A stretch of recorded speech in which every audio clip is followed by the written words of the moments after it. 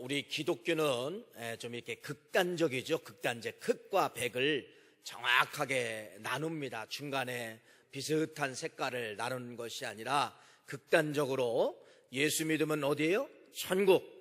예수 믿지 않으면 뭐예요? 지옥. 예수 믿으면 복. 예수 믿지 않으면 저주. 이렇게 정확한 컬러와 색깔을 가지고 있습니다. 그러나 이제 일반 다른 종교에서는 이런 정확한 색깔의 소리를 잘 내지 못하지요. 예를 들어 천주교에서도 이런 소리를 정확하게 내지 못하고 그들은 문화와 희석을 하려고 합니다. 그들은 역사 속에 들어가서 역사와 희석을 하려고 하는 것이죠. 대표적인 것으로 천주교와 이 대한민국 조선과의 만남 속에서 이제 문화로 접근합니다. 그들의 어떤 성경을 펴놓고 신앙으로 접근하는 것이 아니라, 그래서 그들이 이제 용납하는 것이 바로 무엇이죠? 제사를 용납합니다. 그들이 용납하는 것이 바로 무엇이죠? 술과 담배, 이런 것들을 이제 용납을 하게 된 것이죠.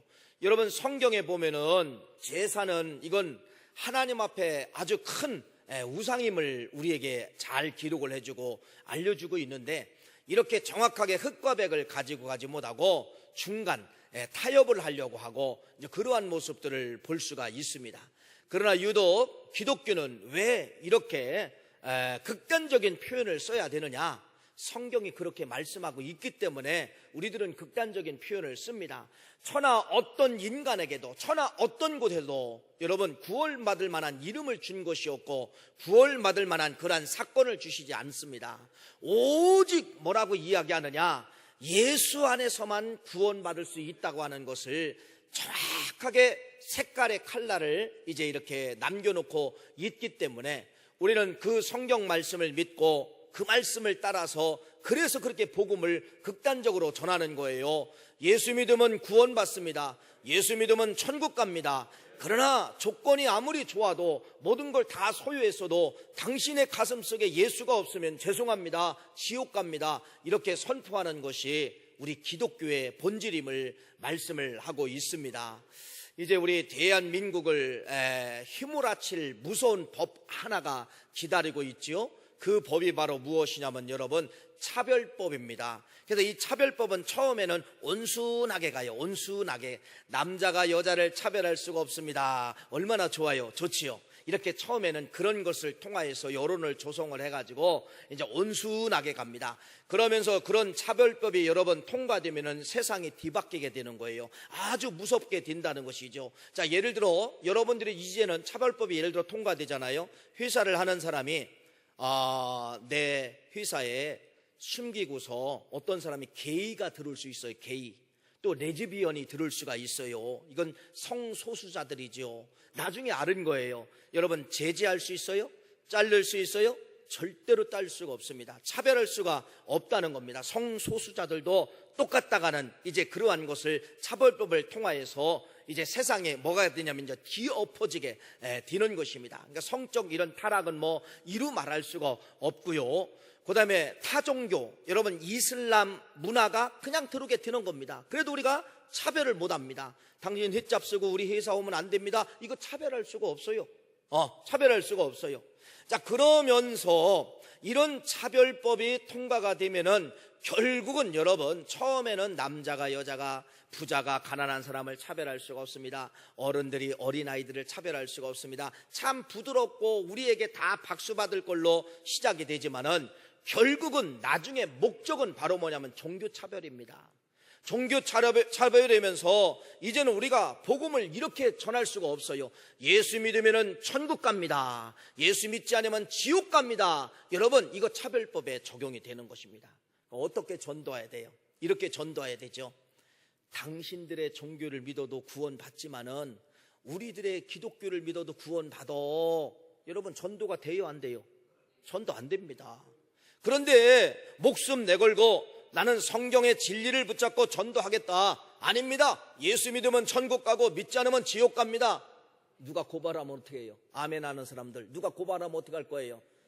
재판받아야 됩니다. 판결받고 벌금 받든지 감옥 가야 된다는 거예요. 여러분, 바깥에서 여러분들이 전도제를 가지고 전도합니다. 뭐라고 이제는 전도해야 되느냐? 아이고 선생님 혹시 종교가 뭡니까? 아이 나는 뭐 옛날부터 유교예요. 아이 유교 믿어서는 구원받지 못해요. 기독교 믿어야 구원받습니다. 여러분 이게 전도인데 뭐라고 이야기하느냐? 거기도 구원이 있지만은 우리도 구원이 있어요. 여러분 이렇게 전해야 된다는 거예요.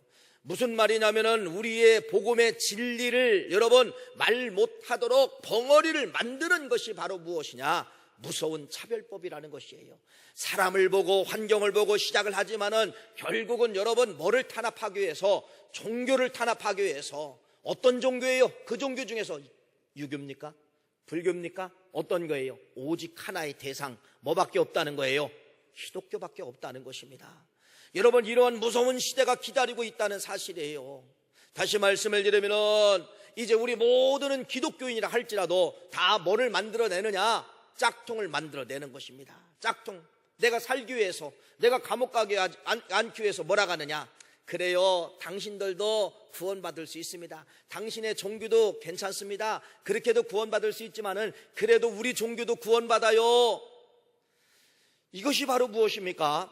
기독교의 몰락을 가져오는 아주 무서운 그러한 것이 차별법입니다. 여러분 오늘 이제 우리가 해방 1945년도에 대한민국이 이제 일제 강압 속에서 해방이 되었는데 이 73년이 됐어요. 73년이 됐는데 73년 전에 여러분 일제 시대에 우리가 얼마나 기독교인들이 탄압을 받았습니까? 그리고 5년 후에 또 6.25 전쟁이 일어나는 거예요. 그러면서 여러분 대한민국은 6.25 전쟁과 또 이런 일제의 억압 속에서 기독교가 일본 피해를 받잖아요. 엄청나게 탄압을 이제 받게 된 것입니다.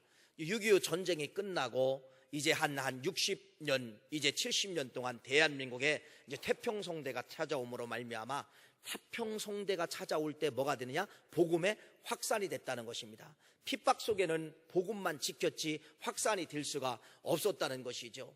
자, 이런 역사를 우리가 가지고 있습니다. 이러한 역사 속에서 우리 대한민국이 여러분 어떤 길로 걸어가면 되지 않느냐? 몰락의 길, 멸망의 길로 걸어가면 안 된다는 그러한 사실입니다. 세상이 그렇게 교묘하게 종교를 탄압을 하고 종교를 넘어뜨리려고 여러 가지 방법을 통하여서 밑에 기초 작업을 해놓으면서 결국은 나중에 어디까지 가게 되느냐? 종교까지 건드려 가는 것이 이게 무서운 법의 통과인데 우리 귀한 성도님들 많이 기도해 주셔야 된다는 것입니다. 세상에는 어떤 사람들은 성공하는 사람도 있지만은 어떤 사람들은 실패하는 사람도 있습니다. 그런데 성공하는 기업도 있지만은 실패하는 기업이 더 많다는 것이에요. 짐 콜린스라고 하는 사람이 있는데, 자, 화면을 넘겨주시면은요, 이 짐 콜린스라고 하는 사람은 누구냐면은 스탠퍼드 대학교 대학원을 나온 사람이고, 컨설턴트예요. 그래서, 자, 이분이 미국에 있는 모든 회사들이 왜 저 회사는 망하는가? 망하는 것만 연구한 사람이에요. 망하는 것만 연구하고 그런 데이터를 수집을 하고 그 다음에 세계의 굵직굵직한 기업들, 이름 날 만한 기업들이 망하는 걸 봤어요. 그래서 그런 회사들을 다 데이터를 수집을 해가지고 책 한 권을 쓰게 되는데 그것이 바로 뭐냐면요, How the Mighty Will, 이런 바로 무엇이냐? 저 제목이 그거예요. 위대한 기업들은, 촉망받던 기업들은 왜 망하는가? 라고 하는 저 책을 쓰게 되는 것입니다. 그러니까 저 책은 바로 뭐예요? 그냥 자기의 생각 가지고 쓴 것이 아니라 실제로 데이터를 가지고 저 책을 쓰게 된 것이에요. 왜 위대한 기업들은 망하는가? 왜 위대한 기업은 망하는가? 그래서 이 망하는 원리를 5가지를 제시하게 되는데 다음 챕터를 넘겨주시면은 이 책에서 이야기하는 그 회사들이 망하는 그 몰락의 길이 5가지가 있다는 것입니다. 첫 번째로 성공했을 때 뭐 하기 시작하느냐? 넘어지기 시작하는데 성공할 때 기업주에게 찾아오는 것이 바로 뭐냐? 자만이 찾아온다는 것입니다. 이제 어깨에 힘이 들어간다는 것이죠. 두 번째는 이 회사들이 넘어가는 과정을 보니까 그러면서 자기 이름을 드높이기 위해서, 자기 이름을 갖기 위해서, 예를 들어 그렇잖아요. 어떤 사람이 명함을 냈는데 회사를 하나를 하고 있습니다 하고 회사를 10개를 경영하고 있습니다 하고는요 박수 받는 소리가 틀려요. 한 개 받은 사람은 그냥 회사 하나보다 그러지만은요, 저 어르신은, 저 사장님은 회사를 10개를 가지고 있습니다 라고 하면은 여러분, 사람들의 박수 소리가 커지는 것이에요. 두 번째 몰락의 원칙이 바로 무엇이냐면요, 원칙 없이 자기 명예를 위해서, 자기 이름을 위해서 확장을 한다는 것입니다. 확장을 한다는 것이에요. 세 번째 기업의 몰락의 원칙이 바로 무엇이냐면은, 자, 그러다 보면은 위험의 요소들이 막 나오잖아요. 위험의 요소가 나오는데, 그런 위험의 요소를 누가 갖다 주면은 갖다 주는 사람을 잘라버린다는 것이에요. 누구만 생기게 된다는 것이죠? 충신이 아니라 가신들만 생기면서 괜찮습니다, 일시적인 현상입니다 그러면서 중간에서 다 막아버리는 거예요. 중간에 다 막아버려서 사장과 회장한테 보고할 때는 뭐라고 이야기하냐, 건강합니다, 저 A그룹 건강합니다, B그룹 건강합니다, 이렇게 가신들만 생기게 된다는 것이에요. 위험을 무시하게 된다는 것입니다. 네 번째는 바로 뭐냐, 위기를 느꼈지만은 늦었다는 거예요. 그래서 지푸라기를 잡는 심정으로, 이제는 내가 저기다 마지막 투자하면 저기서 살아서 여기를 다 살릴 수 있을 것이다 라고 하면서 마지막 지푸라기를 잡는 심정으로 거기다가 투자하는데 이미 결국 뭐하더라, 늦었다는 것입니다. 그래서 하나의 회사가 뭐하게 되더라, 몰락되더라 라고 하는 것이 저 책의 5가지 원리를 잘 기록해 놓고 있음을 이야기를 하고 있습니다. 자, 그러면은 저런 원리가 들어있다고 하면은 성경도 성공한 사람이 있고 실패한 사람이 있어요. 그러면 여러분들이 성경에서 실패한 사람 대표자가 나옵니다. 실패, 멸망, 몰락, 하나님의 진노, 이 대표적인 사람이 누구냐면은 여러분, 사울이라는 왕이에요. 사울이라는 이 왕은 성경의 대표자인데 어떤 대표자느냐, 저렇게 살면 망합니다, 이 대표. 저렇게 살다가 망했습니다, 저런 생각 갖다가 망했습니다, 저런 행동하다가 망했습니다, 저런 일하다가 망했습니다. 여러분, 그래서 사울의 행동을 다 기록해 놓은 거예요.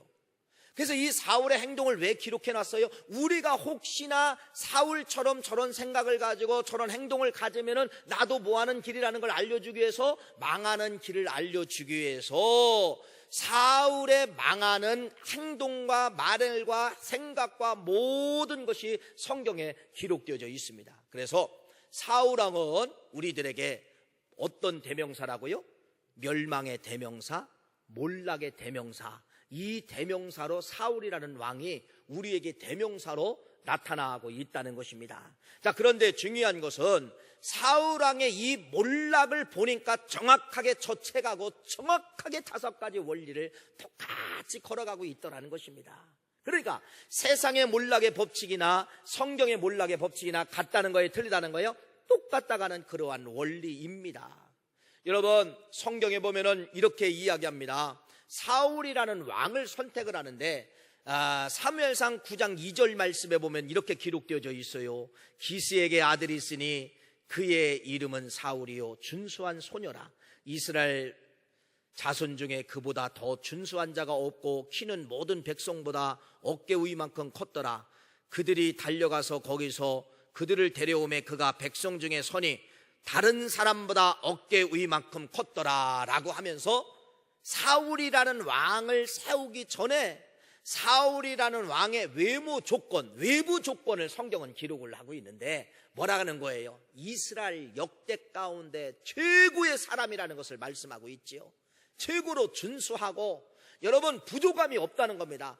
완벽하고 퍼펙트한 사람이 누구냐? 사울이라는 사람이었고, 나중에 이 사람을 기름을 붓게 받게 되는데 외부적인 조건만 때문에 그런 것이 아니라 이때 당시에 최고의 신앙인, 최고의 외부적인 조건과 최고의 내부적인 조건을 가진 사람이 누구냐? 사울이라는 사람이었기 때문에 초대 왕에다가, 초대 왕으로서 사울이 기름 부음을 받게 되는 것입니다. 자, 여기서 이제 한 가지 우리가 생각해 봐야 될 것은 바로 무엇이냐, 이겁니다. 최고의 조건을 가졌다가는 것은 어떤 확률이 적다는 것입니까? 적다는 것입니까? 몰락할 수 있는 확률이 적다는 겁니다. 왜?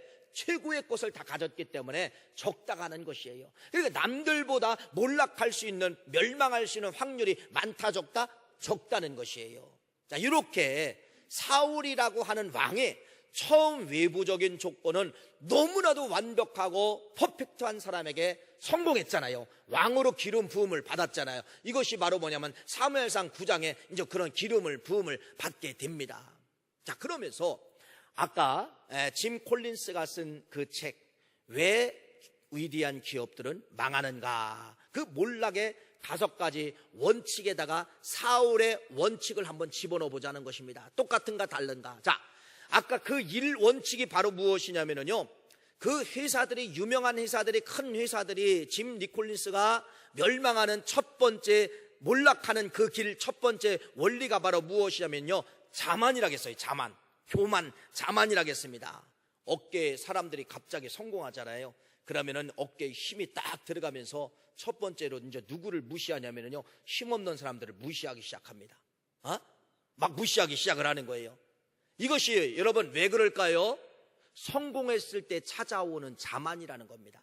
성공했을 때 찾아오는 교만 때문에 그렇다는 것이에요. 그래서 저 사람이 몰락하는 길을 가게 되는 1원칙이 바로 뭐냐, 성공에서도 겸손하면 성공을 유지하는데, 성공한 사람들이 오너가 바람이 들어가서 자만하고 교만스러우면은요, 이렇게 생각해 드립니다. 곧 멸망할 거다. 여러분들도 예언해도 괜찮아요. 책에 써여 있기 때문에. 곧 멸망합니다. 자만하면 다 멸망하게 돼요. 왜 그러냐면요, 사람이 자만하면 첫 번째 떠나는 것이 사람이 떠납니다. 충신이 떠납니다. 얘기한 것처럼 가신만 있게 됩니다. 아부하는 사람만 있게 되는 것이에요. 그러니까 교만하면, 자만하면 아무리 서 있는 것 같아도 뭐한다? 무너진다라는 이 원리를 이야기를 하고 있어요. 그래서 이 사무엘상이라고 하는 말씀이 왜 중요하느냐, 이 사울이라는 왕이 9장에 완벽하고 멋지고, 여러분 세상에서 왕이 됐다가 하면 최고의 것을 다 이룬 거 아닙니까? 그러니까 인간사 속에서 최고의 성공한 사람은 왕이 되는 거예요. 대통령이 되는 거예요. 그 위에 더 얻을 것도 없어요. 그렇기 때문에 사울은 성공한 사람이에요. 근데 성공한 사람인데 이제는 10장, 11장, 12장 쭉쭉쭉쭉 넘어가면서 보면은 정확하게 사무엘상 9장부터 31장까지는 뭐를 기록하고 있느냐, 사울이라는 왕이 이것 때문에 무너졌습니다, 이것 때문에 멸망받았습니다 라고 기록을 하고 있는데, 왕되고 이제 얼마 되지 않아서 사무엘상 13장 말씀에 블레셋과의 전쟁이 벌어지는 것이에요.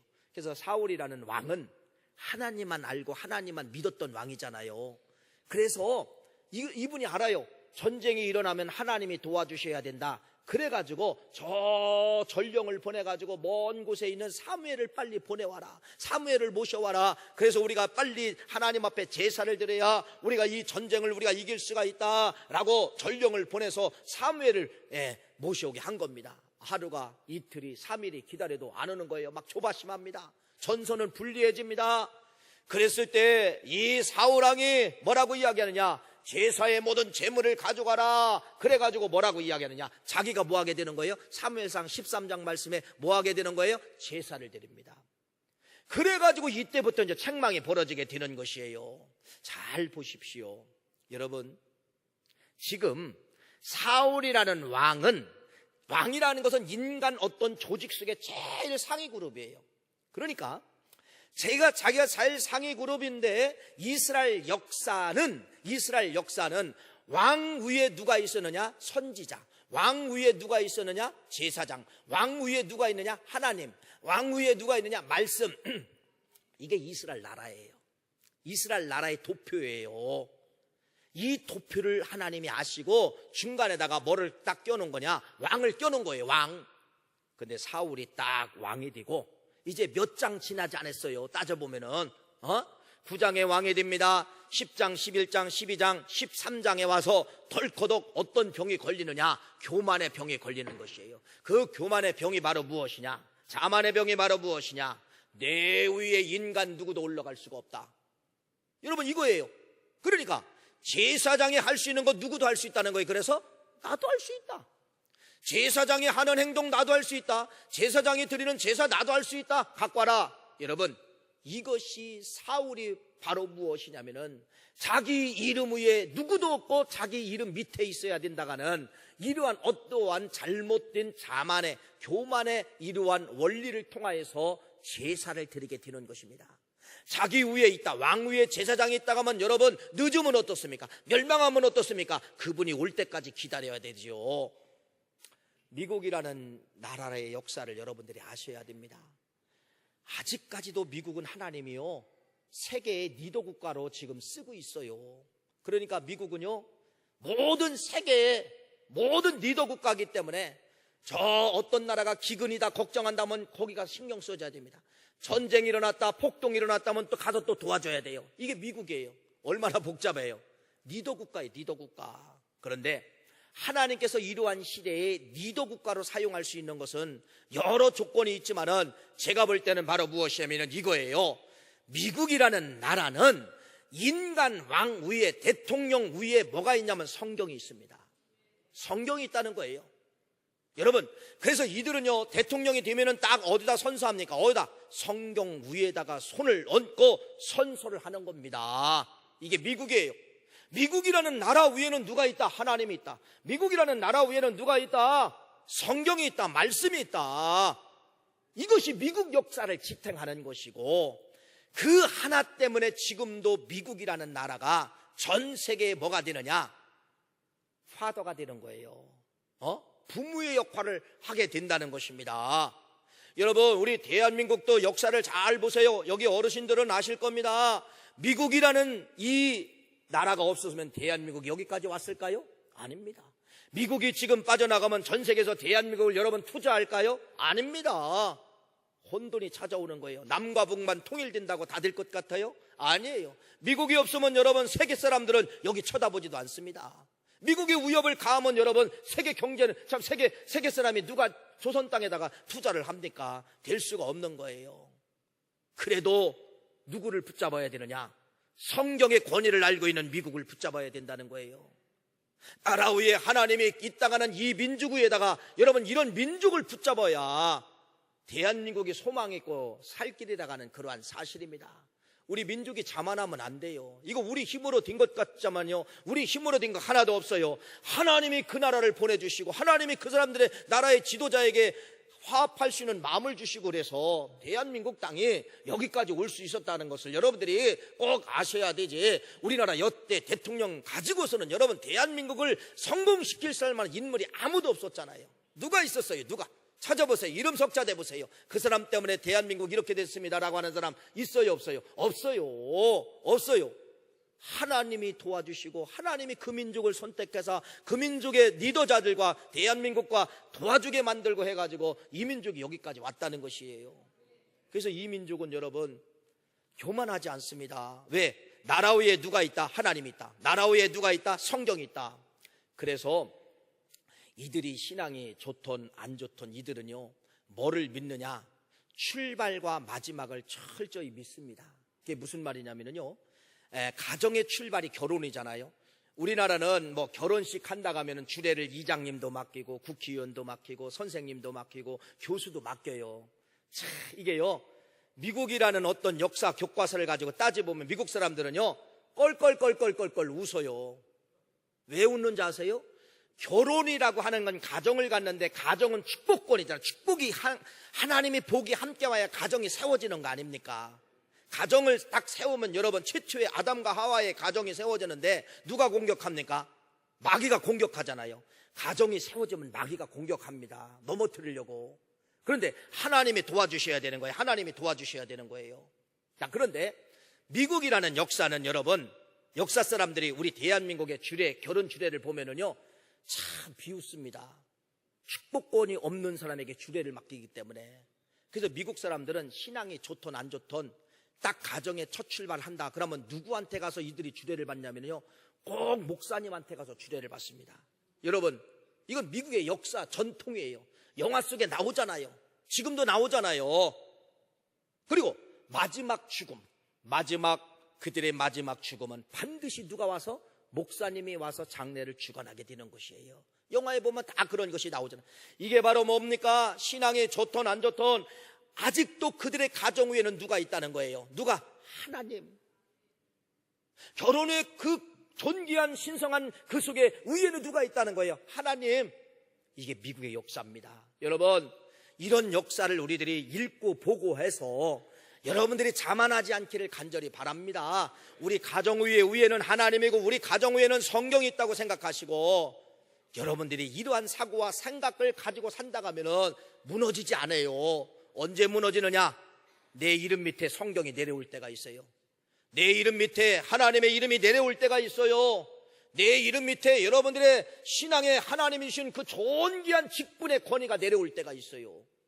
이럴 때 기업이 망하는 원리를 보니까 내가 무너지고 있다는 그러한 사실을 여러분들이 알 수가 있어야 된다는 것입니다.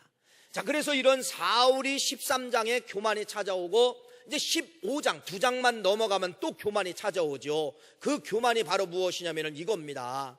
아말렉과의 전쟁입니다. 15장은 아말렉과의 전쟁인데 오늘 본문 말씀에 뭐라고 이야기하느냐? 하나님이 이렇게 이야기합니다. 너희들 전쟁하면 모든 걸 다 아말렉에 있는 짐승이나 우양이나 뭐 어린아이나 누구를 막론하고 다 죽여라. 이게 하나님의 명령이었었어요. 근데 사울이 나중에 그 전쟁에 승리하고서 다 죽이지 않고 현찮은 것들만 죽였습니다. 그러면서 아주 좀 잘생기고 예쁘고 짐승들도 건강한 것들은 다 이리저리 빼놨어요. 나중에 하나님의 선지자가 와서 책망을 합니다. 너 왜 하나님의 명령을 지키지 않았느냐? 그랬더니 여러분, 사울이 왕이 뭐라고 이야기하느냐? 교만병에 걸렸다고 이야기했잖아요. 어떤 교만병에 걸렸다고 이야기하냐면요, 변명합니다. 남긴 것은 하나님 앞에 제사를 드리려고 내가 이 좋은 것을 내가 남겨놨습니다 라고 사무엘상 15장 15절 말씀 우리 한번 화면을 한번 읽기를 원합니다. 사울이 이르되 시작.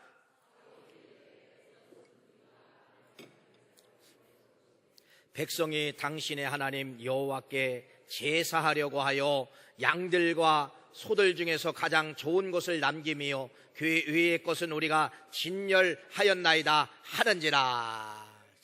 여러분, 진실입니까? 가식입니까? 거짓말이죠. 자기 걸 위해서 취했는데 거짓말로 뭐라고 하느냐? 들키니까 하나님 앞에 제사하려고 그랬습니다. 여러분, 이게 바로 뭐냐? 교만병이에요. 교만병. 교만은 반드시 잉태하게 되어 있는 것이 바로 뭐냐면 욕심이 잉태하게 되어 있습니다. 자, 그래서 기업이 무너지는 원리, 첫 번째 원리가 바로 뭐냐? 자만이고 교만인데 사울도 사무엘상 13장 15장 왕이 되고 얼마 되지 않아서 교만병에 걸려서 일 원칙에 들어가게 되는 것이고, 두 번째 원칙은 기업이 왜 두 번째 무너지게 되는가? 짐 콜린스가 아까 그 쓴 책에서 뭐라고 이야기하냐면요, 원칙 없는 확장이라는 것입니다. 그것이 바로 내 이름을 높이겠다는 거예요. 내 이름. 아까 말씀을 드렸죠. 회사를 하나 하는 사람과 10개, 20개 하는 사람에게 다른 사람의 박수 소리가 다르고요, 그 사람의 이름의 그 소리가 다릅니다. 어떻게 보면은요, 어떤 행사를 하면은요, 맨 앞자리를 앉혀놔요. 회사를 많이 하는 사람은 권위가 있다는 것이죠. 근데 중소기업을 하고 회사를 한 개밖에 못 하는 사람은요, 자리도 저 끄트머리 자리를 배석을 합니다. 이게 한국 사회예요. 한국 사회뿐 아니라 세계 사회가 다 그렇습니다. 세계 사회가. 자, 그런데 그래서 많은 사람들이 성공하면은 여러분 뭐 하게 되냐? 원칙 없이 자기의 이름을 확장을 시키는 것, 참 자기의 회사를 확장을 시키는 것입니다. 2개를 갖고 3개를 갖고 4개를 갖고 이렇게 갖게 된다는 것이죠. 이제 우리나라의 대표적인 그 기업 뭐가 있냐면 여러분이 잘 아시는 것처럼 쌍용 세멘트라는 회사가 있어요. 자, 이런 회사가 여기에 들어가지요. 근데 이 쌍용 세멘트하고 여러분 세멘트하고 자동차하고 마저에 틀려요. 틀리죠. 그래서 쌍용 세멘트가 위기를 겪게 되는 거예요. 자동차 산업에 뭐하다가 뛰어들다가 위기를 맞이하게 되는 거예요. 저희들 어렸을 때는 여러분 과자 하면은 나는 이거밖에 없는 해태제과밖에 없는 줄 알았어요. 해태제과 다 아실 거예요. 해태제과.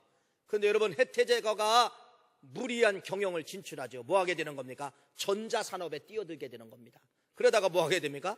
몰락의 길을 걸어가게 되는 것을 볼 수가 있잖아요. 이것이 바로 뭐냐? 무리한 원칙. 두 번째 몰락의 원칙이 바로 뭐냐? 원칙 없는 확장을 하게 된다는 것입니다. 뭐 때문에 그래요? 자기의 이름을 좀 높여달라는 것입니다. 자, 그런데 이 사울이라는 왕도 보니까 몰락의 두 번째 원칙이 찾아온 것이에요. 자, 아말렉과의 전쟁에서 하나님은 모든 걸 다 진멸하라 그랬는데 남겼는데 거짓말로 변명합니다. 하나님 앞에 제사하려고 그랬습니다. 그러면서 하나님의 진노가 끝나지 않는 거예요. 그런데 이제 진노가 내려왔어요. 진노가 내려왔는데요, 이 사울왕이 타협을 합니다. 뭐라고 타협하느냐, 이렇게 타협합니다. 내가 잘못한 건 사실이지만은 저 백성들 앞에는 내가 한 그 행동이 좋은 걸로만 좀 인정을 해주시고 1:1 관계 속에서 내가 심판을 받겠습니다. 여러분 성경을 보세요. 사무엘상 15장 30절 말씀, 자 읽어보세요. 시작. 사울이 이르되 내가 범죄하였을지라도 이제 청하노니 내 백성의 장로들 앞과 이스라엘 앞에서 나를 높이사 나와 함께 돌아가서 내가 당신의 하나님 여호와께 경배하게 하소서 하더라. 자기 이름을 높여달라는 거예요. 그것이 잘못됐다고 하지 말고 백성들 장로들 앞에는 잘했습니다 이 소리 한번 하고 내가 제사를 드리고 내가 심판을 받겠습니다. 여러분 이게 맞는 소리입니까? 몰락하는 과정 속에서도 자기의 명예를 지키려고, 자기의 이름을 지키려고 그때 뭐 해야 됩니까? 두 손 들고 회개해야 되고 잘못했습니다 이렇게 내야 되는데, 사울이 사무엘상 15장에 가보니까 어떤 역사가 있어요? 원칙 없는 확장하는 것처럼 자기 이름을 내려고, 자기 명예를 드러내려고. 여러분 백성들 앞에는 내가 잘못했다고 좀 해주지 말고 잘했다고 박수 쳐주시고 나중에 1:1 관계 속에서 제가 심판을 받던 뭐를 받던 그렇게 하겠습니다. 세 번째, 짐 콜린스가 기업들이 왜 망하는가 세 번째 원칙이 바로 무엇이냐면요, 어떤 위험한 요소가 찾아오는데도 위험을 감지를 못한다는 것입니다. 이것이 세 번째 원칙이라는 것이죠. 무슨 말이냐면요, 이겁니다.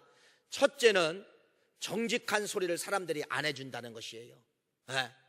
이미 위험한 회사에 무너지는 소리가 나는데도 사람들이 그런 소리를 안 해준다는 것입니다. 그러면서 사람들이 살살 빠져나가기 시작하는 거예요. 회사에 있는 모든 가격이 나가는 걸 살살 빼돌리기 시작을 하는 것이에요. 서류상만 회사는 건강합니다. 회장님 괜찮습니다. 사장님 괜찮습니다. 저기서 약간 삐그덕 소리 나는데요, 이쪽에서 이번에는 많이 벌었습니다. 서류상으로만 그렇게 하는 겁니다. 무슨 말이죠? 위험이 있어도 위험을 감지할 수가 있고 위험한 소리를 들려도 위험을 무시한다는 그러한 말씀입니다. 사울이 그렇잖아요. 사울이 사무엘상 15장에 가보면은 이 사건을 통하여서 하나님이 사울에게 뭐라고 이야기하느냐, 나 너 버렸다. 사무엘상 15장 11절입니다. 우리 같이 한번 읽겠습니다. 시작. 내가 사울을 왕으로 세운 것을 후회하노니 그가 돌이켜서 나를 따르지 아니하며 내 명령을 행하지 아니하였음이니라 하신지라 사무엘이 근심하여 온 밤을 여호와께 부르짖으니라. 무슨 말이냐면은 하나님이 이미 이 사울을 버리겠다고 결정을 낸 겁니다. 여러분 이건 사울 왕에게 위험이 찾아온 거잖아요. 위험이 찾아왔으면 뭐 해야 돼요?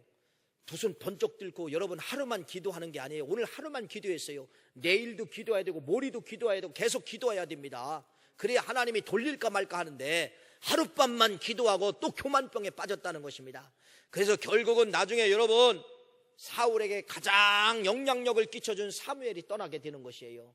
성경 말씀 사무엘상 15장 35절 말씀입니다. 읽겠습니다. 사무엘이 죽는 날까지 사울을 다시 가서 보지 아니하였으니 이는 그가 사울을 위하여 슬퍼함이었고 여호와께서는 사울을 이스라엘 왕으로 삼으신 것을 후회하셨더라. 누가 떠났어요?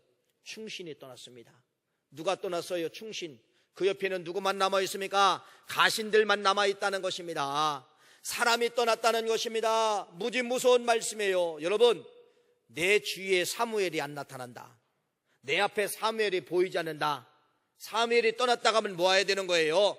이때 두 손 높이 더 들고 기도했으면 사울이 살 수 있는 그러한 길도 있었다는 것입니다. 그런데 사울왕은 그걸 무시했어요. 네 번째 몰락의 원칙이 바로 무엇입니까? 짐 콜린스가 아까 이야기한 그 몰락의 네 번째 원칙은 여러분 늦었다는 겁니다. 지푸라기라도 막 잡는다는 거예요. 아무거나. 여기는 다 망했는데 저거 한 가지 조금 희생의 기미가 있어요. 온갖 걸 다 빚을 얻어다가 동원을 한다는 겁니다. 이게 바로 뭐냐? 네 번째 원칙, 지푸라기라도 잡는 심정이라는 거예요. 거기서 돌아서고 그 하나라도 살려야 되는데 아니라는 거예요. 모든 걸 다 동원해서 거기다 쏟아 붓는다는 것입니다. 이미 회사가 다 망해오는데 그 회사가 살 수가 있어요? 안 되는데도 산다, 된다 라고 하니까 거기다가 모든 것을 지푸라기도 잡는 심정으로 다 쏟아 붓는다는 것이죠. 붙잡지 말아야 될 것을 붙잡고 든다는 겁니다. 아무거나 붙잡는다는 것이에요. 결론은 여러분, 결론은 사울왕이 누구를 붙잡습니까? 사무엘상 16장 말씀해 보니까 귀신 들린 자 신접한 사람을 붙잡게 되는 것을 말씀하고 있어요. 신접한 사람을 사울이 붙잡아야 될 이유입니까? 아니지요. 멸망한 사람을 멸망으로 인도하는 악한 영을 사울이 나중에는 붙잡기 때문에, 그래서 사무엘상 31장에 가보면은 사울이 멸망하는 장면이 31장에 기록되어져 있는데, 하루아침에 누가 죽느냐? 아들도 죽고 아버지도 죽고 자살해서 죽고. 그러면서 31장은 또 뭐라고 이야기하느냐? 죽은 걸로 끝난 것이 아니라 그의 시신이 도막이 납니다. 그래서 머리는 저쪽 마을에다가 보내고 몸은 저쪽에다 보내고, 그래서 나머지는 여러분 벳산 성벽이라는 사람들이 많이 왕래하는 곳에 거기다 걸어놓은 것이 사울의 마지막 역사예요. 그래서 왜 걸어놨을까요? 저거 봐라, 저렇게 하면 저렇게 처참하게 죽는다라고 하는 것을 보여주기 위해서 벳산 성벽에다가 사울의 시체, 남은 시체를 걸어놓게 된 것이 사무엘상 31장 말씀에 잘 기록되어져 있습니다. 여러분, 오늘 말씀의 결론을 맺습니다. 성경에도 보니까 몰락의 원칙이 들어있고 세상의 원칙에도 보니까 몰락의 원칙이 들어있다는 것입니다. 그래서 우리가 왜 이걸 알아야 되느냐? 사무엘상 9장부터 31장까지 몰락의 5가지 원리가 사울을 통하여 들어있는데 왜 이거 알아야 되느냐? 우리가 뭐 하기 위해서? 도망하기 위해서. 내가 서 있는 곳, 내가 걸어가는 것이 몰락의 몇 번째 원칙인가 여러분이 좀 깨닫게 하고자 이 말씀을 드리는 거예요. 여러분, 도망 나오면 삽니다. 그것을 지우면 삽니다. 그걸 유월하면 삽니다. 오늘 이 말씀을 통하여서 여러분들이 다시 한번 몰락의 5가지 원리와 원칙, 사울의 멸망한 5가지 원리와 원칙을 깨닫고 혹시 내가 사울의 길을 걸어가고 있는가를 점검하시는 점검표, 이 한 주간이 됐으면 좋겠고, 그 점검표 속에 내가 사울처럼 걸어가고 있다면 빨리 나오시기를 간절히 바라고, 두 손 높이 들고 하루뿐 아니라 일주일도 회개 기도하면서 유월하시는, 출애굽 탈출하시는, 엑소더스 나오시는 그러한 역사가 있기를 간절히 축복합니다.